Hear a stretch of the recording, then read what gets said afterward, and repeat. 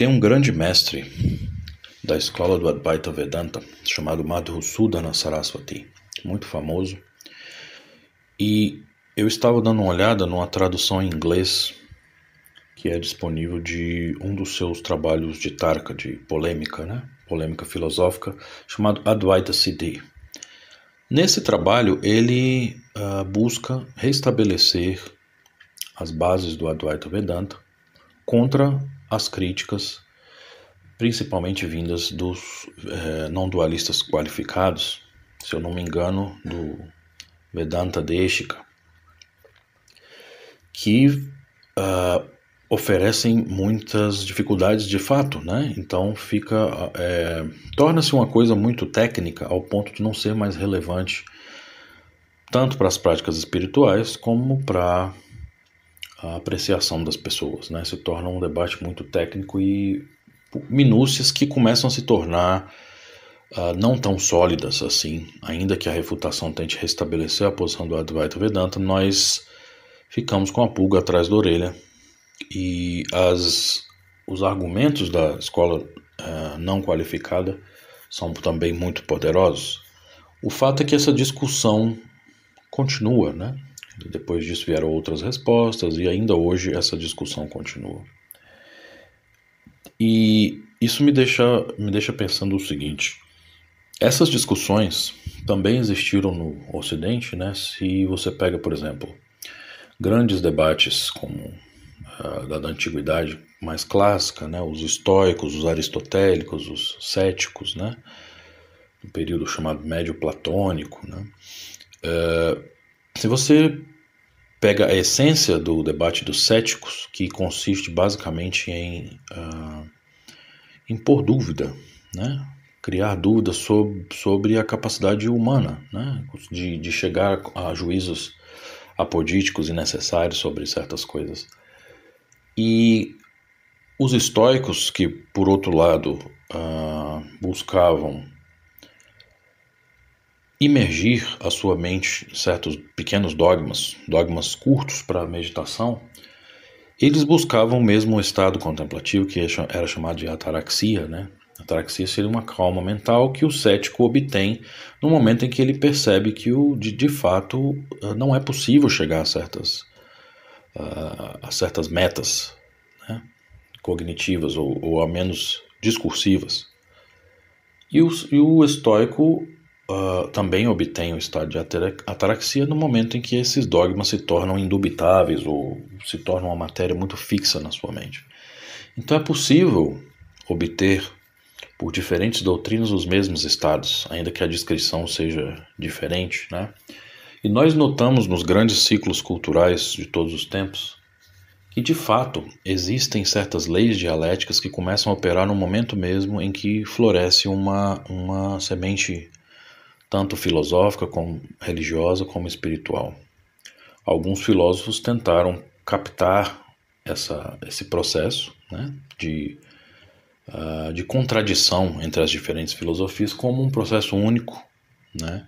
E eu acho que não é possível fazer isso tampouco. Nós aprendemos que existem certas leis em qualquer ciclo cultural, ciclo filosófico, em que as dissensões elas começam a brotar como organicamente, né? Não de forma não desejada, mas inclusive nas religiões, quando surgem religiões reveladas, elas também se dividem de uma forma que parece seguir alguma lei, uma lei da realidade mesma, né?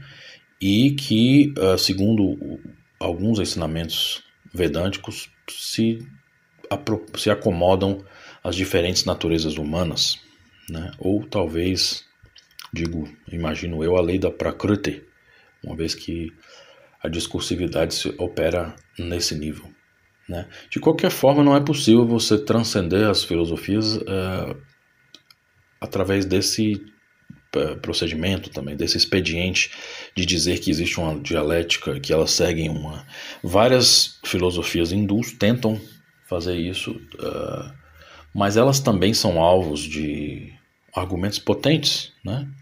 É possível, por exemplo, criticar até mesmo filosofias que hoje estão muito mais em voga, né? Como Pratyabhijna, na sua demonstração na sua peleja contra os budistas, ele demonstra a existência do eu. E demonstra usando os argumentos do Nyaya, que prova, na verdade, o eu individual e não o eu transcendental, que é a essência da filosofia. Então essas discussões elas podem seguir infinitamente. Porém, eu acho que o ponto de vista mais interessante hoje em dia, para mim, é o ponto de vista yógico pelo seguinte: vamos tomar a questão de Ishvara. A existência, a ontologia desse tattva, dessa entidade chamada Ishvara, ela pode ser demonstrada ou não, e isso é um alvo de um grande debate. E esse debate muitas vezes frustra o seu próprio objetivo, que seria eliminar a dúvida a respeito dessa realidade, e ao eliminar a dúvida, propiciar uma concentração meditativa naquilo. Se isso é frustrado, então o próprio processo dialético perde seu objetivo, né?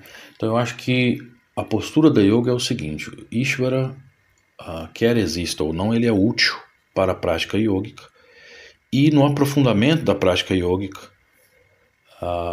essas dúvidas desaparecerão naturalmente.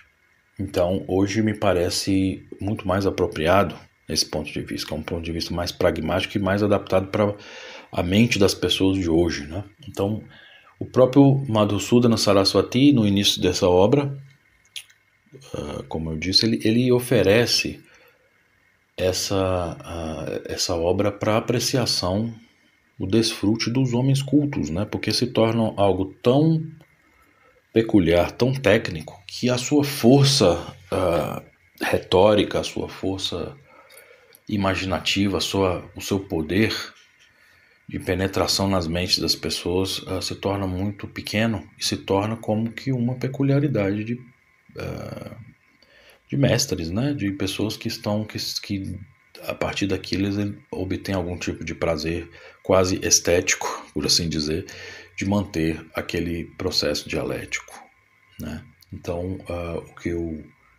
meu pensamento é o seguinte: quão importante é hoje, e isso os budistas também, eles usam muito isso, né? O processo o mais pragmático, né? As doutrinas, quando eu estudei, por exemplo, e continuo estudando o Advaita o Advaita qualificado, quanta riqueza na minha articulação dessas realidades, articulação discursiva, emocional, não apareceram, né?